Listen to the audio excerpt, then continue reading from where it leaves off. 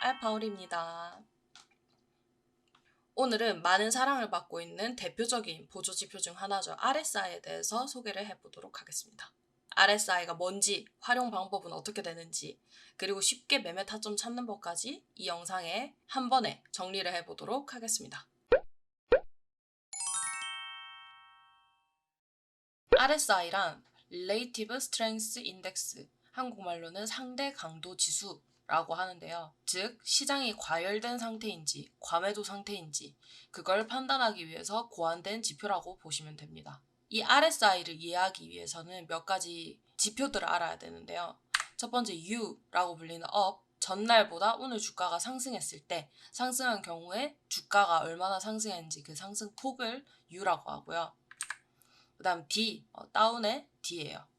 그래서 전날보다 오늘 주가가 하락을 했을 때 주가가 얼마나 하락을 했는지 그걸 D라고 합니다.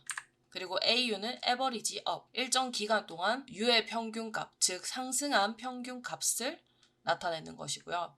반대로 AD는 average downs, 일정 기간 동안 하락폭의 평균을 뜻합니다. 그래서 RS는 relative strength, 이를 RS로 치환을 시키면 RSI는 0과 100 사이를 왔다 갔다 하게 됩니다. 상승 추세가 크다. 그리고 RSI가 작으면 하락 추세가 크다라고 봐주시면 됩니다. 수식을 설명하는 것은 너무 무거운 것 같고 0부터 100까지 있을 때 그 RSI가 크면 클수록 상승 추세가 크다. 그리고 0에 가까워질수록 숫자가 즉 작아질수록 하락 추세가 크다고 봐주시면 됩니다. 그래서 핵심 요약을 하자면 이것만 알면 됩니다. RSI가 크면 상승 추세가 크다. 즉 100에 가까워질수록 상승 추세가 크다는 거. 그리고 RSI가 작으면 하락 추세가 크다는 거. 0에 가까워질수록 하락 추세가 크다. 라고 봐주시면 됩니다.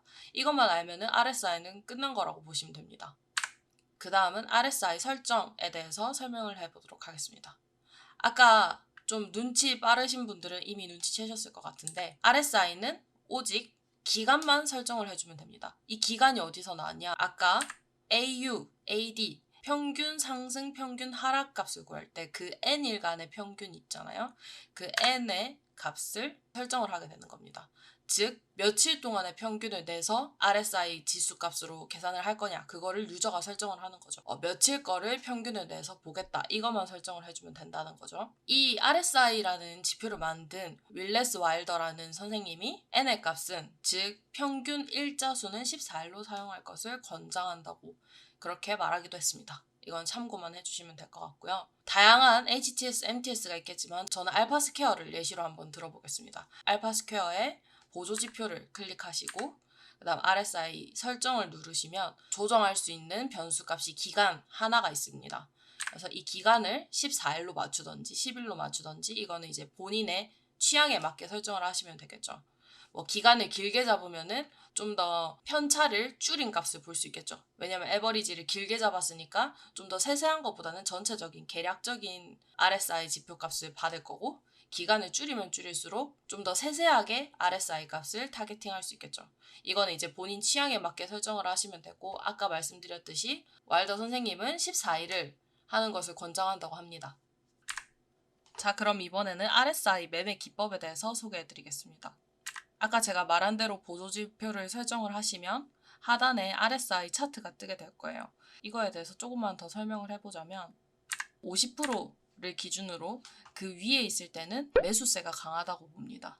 사고 싶은 사람이 많다는 뜻이죠. 그리고 50% 밑에 내려오는 경우에는 매도세가 우세하다. 팔고 싶은 사람이 많다는 뜻으로 해석을 해주시면 됩니다.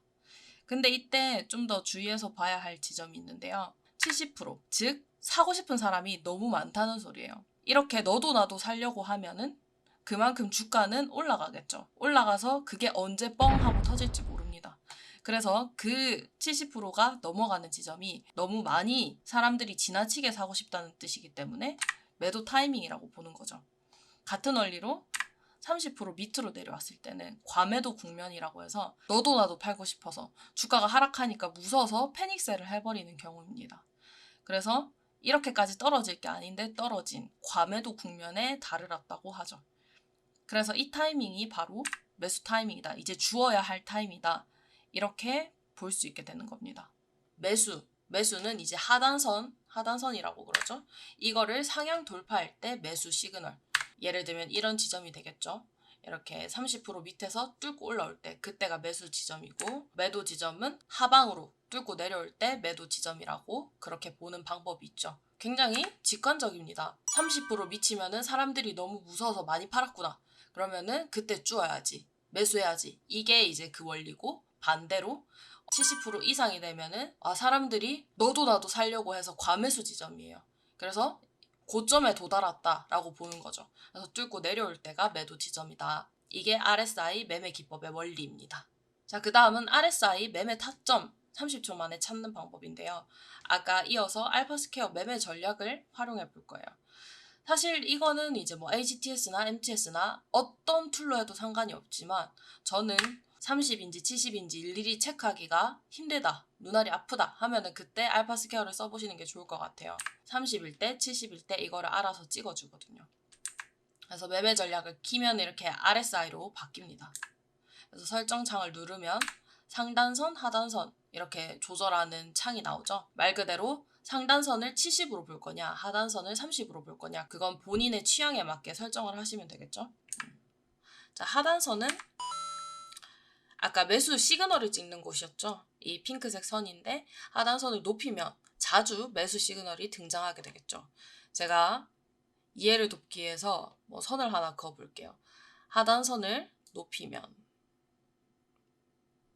어떻게 될까요? 이렇게 뚫고 올라오는 지점이 많아지죠. 즉 매수 시그널이 자주 등장한다는 소리입니다. 좀 더 관대하게 매수를 하겠다는 그런 뜻이겠죠.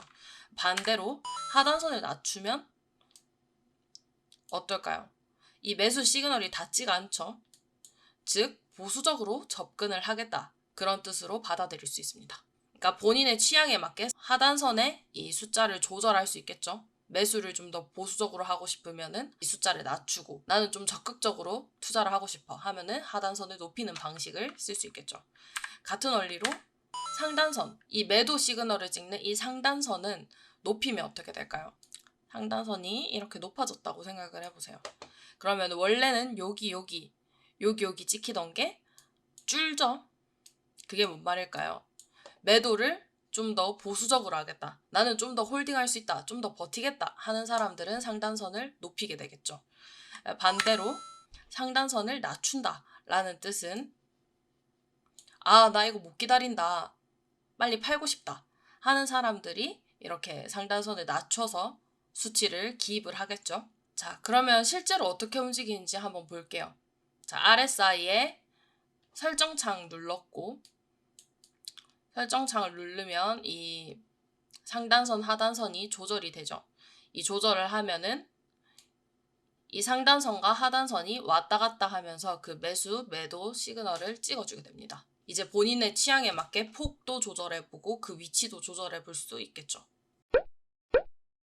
많은 사랑을 받고 있는 RSI라는 지표에 대해서 정리를 해봤습니다. RSI라는 보조지표에 대해서 원리와 매매 기법, 그리고 쉽게 매매 타점 찾는 법까지 한번 정리를 해봤습니다. 도움이 되었는지 모르겠네요. 경제나 주식에 관해서 궁금한 점이 있다면 언제든지 댓글에 남겨주시면 알파오리가 한번 영상으로 준비를 해보도록 하겠습니다. 영상이 도움되셨다면 구독과 좋아요 부탁드리도록 하겠습니다. 오늘도 시청해주셔서 감사합니다.